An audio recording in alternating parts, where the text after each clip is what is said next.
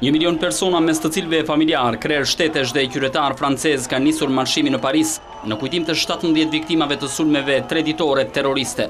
Në radhën e parë të kësaj ecje janë familjarët e viktimave.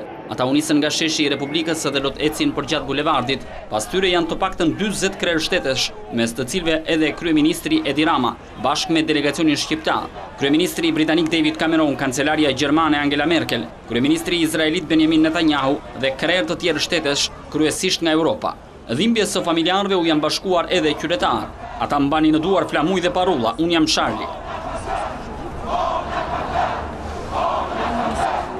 Përpara marshimit, delegacioni shqiptar, pjesë e të cilit është ministri i jashtëm Ditmir Bushati, ministri i mirëqenies Erion Veliaj, krerët e komuniteteve fetare dhe gazetarë, kanë bërë homazhe përpara ambienteve të revistës satirike, ku humbën jetën 12 vet, mes të cilëve gazetar, karikaturistë dhe polic. Ata kanë vendosur kurora me lule me mbishkrimin "Nderim për gazetarët që u vranë për liri".